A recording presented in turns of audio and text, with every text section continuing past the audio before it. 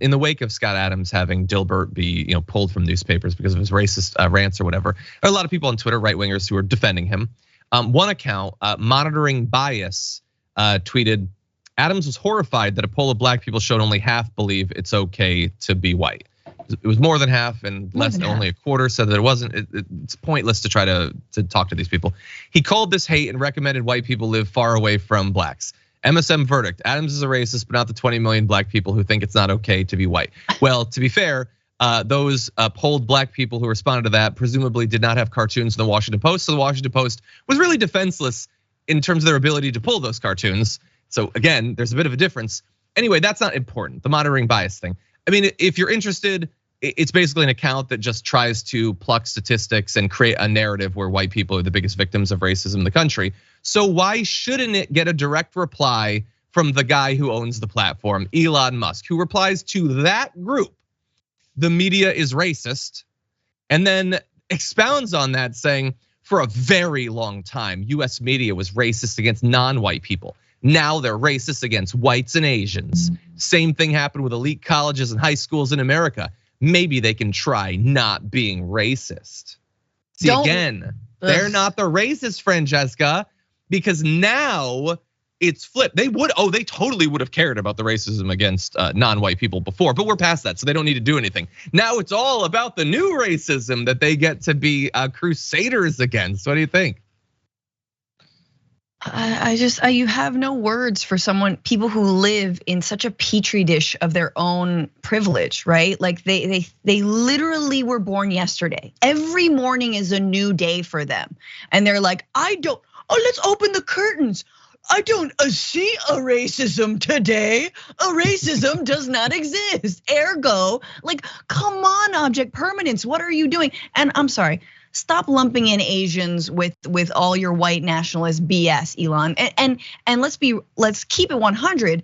Absolutely, there are Asian Americans in this country who have been, let's say, chanting down affirmative action, right? And trying to effectively, and look, Wajahat Ali got in trouble for talking about Nikki Haley in this way, but kind of running cover for white nationalists and using their model minority status, as we Asians are often uplifted into that status, as a way to punch down at the Black and Latino community. That is real.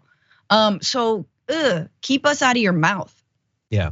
There's also obviously absolutely horrendous anti-Asian racism coming, not just from the editor of the New York Times or whatever, but I don't know, like the president and the MAGA movement, mass murders and random beatings on the streets. Maybe the Dilbert guy hasn't been seeing those videos, but they're happening. Nope. That's racism too. Maybe speak out against that. By the way, just a reminder, because we got some advice from Elon Musk there saying maybe they can try not being racist. And I think we should take this seriously because he's obviously a genius. I would turn that around though and say, maybe you could consider that, because I will remind you there has been a long-standing lawsuit against Tesla from Black Tesla employees describing a systemic culture of racism at that company. And I know that you might have forgotten this, viewers, in the wash of sexual harassment allegations there against Tesla, against him individually. I'll remind you, he offered a woman a horse, Google it. But anyway, it's easy to throw out that advice when one of the wealthiest men on the planet, the platform owner of Twitter, ended up reading and replying to that like white people are victims of racism Twitter account.